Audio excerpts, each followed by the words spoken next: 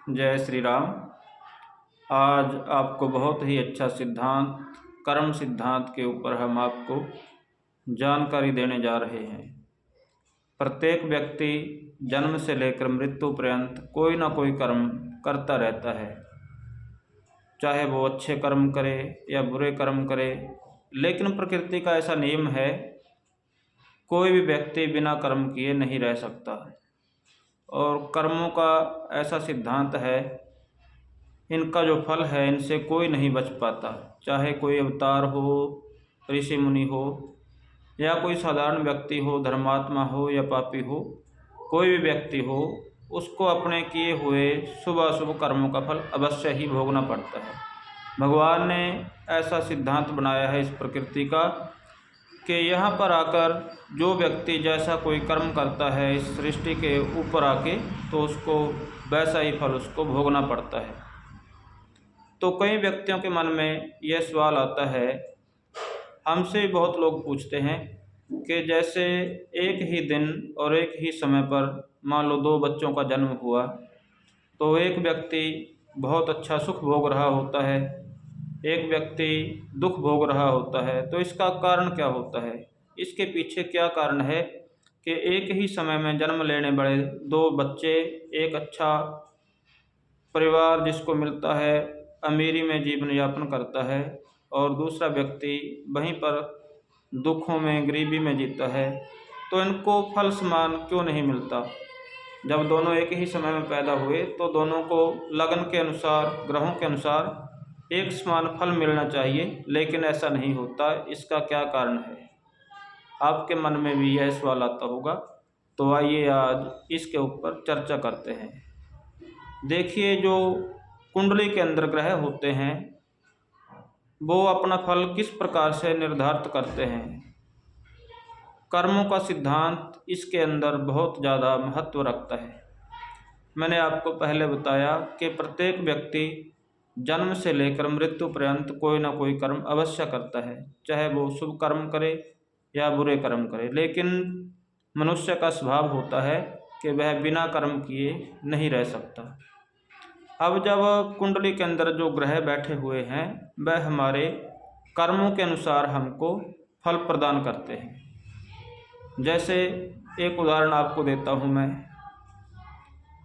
जैसे आप बच्चे का एडमिशन करवाते हैं स्कूल के अंदर, तो जिस क्लास में आपका बच्चा पढ़ता है उसके अंदर कम से कम 30-40 बच्चे पढ़ते होंगे। तो कुछ बच्चे पढ़ाई के अंदर बहुत ज़्यादा इंटेलिजेंट होते हैं और कुछ बच्चे बिल्कुल जीरो होते हैं। जबकि जो अध्यापक होते हैं, टीचर होते हैं, वो सबको एक समान पढ़ाते हैं, लेकिन सभी बच्चे पढ़ाई में एक जैसा इंटरेस्ट नहीं रखते।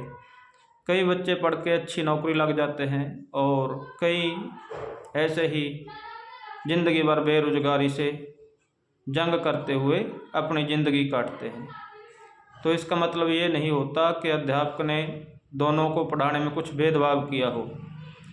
उन दोनों का जो कर्म है, जो पढ़ने के अंदर उनका इंटरेस्ट है, रुचि है पढ़ने में, तो इसके ऊपर भी ये बात निर्भर करती है कि कौन बच्चा कितनी लगन से, कितने परिश्रम से अध्ययन कर रहा है। तो ऐसे ही उनके कर्म के अनुरूप उनको पढ़ाई का फल मिलता है। जीवन में जो अध्ययन करते हैं उसके अनुसार उनको फल मिलता है। इसी प्रकार से जो हमारे कर्म हैं उनके अनुसार ही हमको फल मिलता है। हमारे कुंडली के अंदर जो ग्रह बैठते हैं वह भी हमारे कर्मों के अनुसार ही हमको फल प्रदान करते हैं।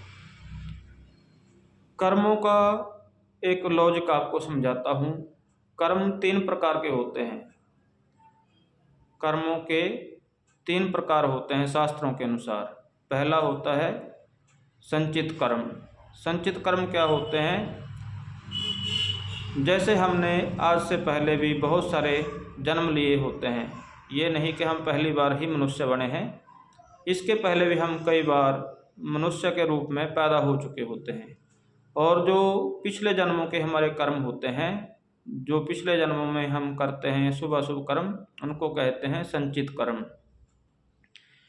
और एक होते हैं प्रारब्ध कर्म। संचित कर्मों का कुछ अंश जो हमने पूर्व जन्म में उनका फल ना भोगा हो, जो कर्मों का फल हमारे द्वारा भोगना रह गया हो, संचित कर्म, उनका कुछ अंश जो इस जन्म में हम भोगते हैं, इसको कहते हैं प्रारब्ध कर्म। प्रारब्ध कर्म का जो फल है वो बदल नहीं सकता, ये भगवान निर्धारित करते हैं। प्रारब्ध हमारे हाथ में नहीं होता कि आगे क्या होने वाला है, लेकिन ये कर्म पहले से ही ईश्वर निर्धारित करके भेजता है, इसको कहते हैं प्रारब्ध कर्म। ये जो धन सुख आदि जो भी संबंध वियोग या कुछ भी संबंध टूटना बढ़ना, ये सब प्रारब्ध के द्वारा ही तय होता है। एक होते हैं क्रियमाण कर्म। क्रियमाण कर्म किसको कहते हैं? जो वर्तमान समय में हम कर्म करते हैं, जो इस जन्म में हम कर्म कर रहे हैं, उनको कहते हैं क्रियमाण कर्म।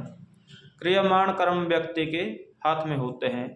अब हमारे हाथ में है कि हम अच्छे कर्म करें बुरे कर्म करें, ये हमारी मर्जी के ऊपर निर्भर करता है। भगवान या ईश्वर इसके अंदर किसी प्रकार का कोई हस्तक्षेप नहीं करते। व्यक्ति चाहे तो अच्छे कर्म कर सकता है और चाहे तो बुरे कर्म करके अपने भविष्य को अंधकारमय बना सकता है, चाहे तो अच्छे कर्म करके भविष्य को उज्जवल भी बना सकता है। ये हमारे हाथ में होता है। इसी प्रकार से इन तीनों प्रकार के कर्मों के अनुसार ग्रह हमको फल प्रदान करते हैं। यदि क्रियामाण कर्म हम अच्छे करेंगे तो आने वाला हमारा जो भविष्य है, जो प्रारब्ध बनेगा, वो भी इनके अनुसार अच्छा ही बनेगा। इसलिए भगवान कहते हैं गीता में कि हे अर्जुन, तुम वर्तमान में जियो।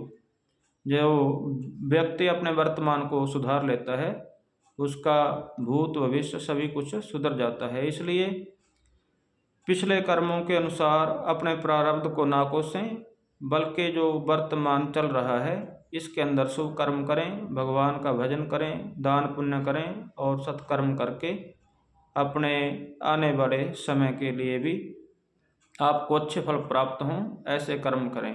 इस जन्म में भी आपको अच्छे फल मिलें और आने वाले जन्मों के अंदर भी आपको अच्छा सुख प्राप्त हो। इसलिए इस जन्म में प्रत्येक व्यक्ति के ऊपर यही जोर डाला जाता है शास्त्रों के द्वारा कि शुभ कर्म करो, दान पुण्य करो, जीव जंतुओं की सेवा करो, ताकि आपको आने वाले जीवन में सुख मिले। क्योंकि जो क्रियमाण कर्म है यही आगे जाके हमारे संचित कर्मों का रूप लेते हैं, यही हमारा प्रारब्ध का निर्वहन करते हैं। इसीलिए आप अपने क्रियमाण कर्मों के ऊपर ध्यान दें।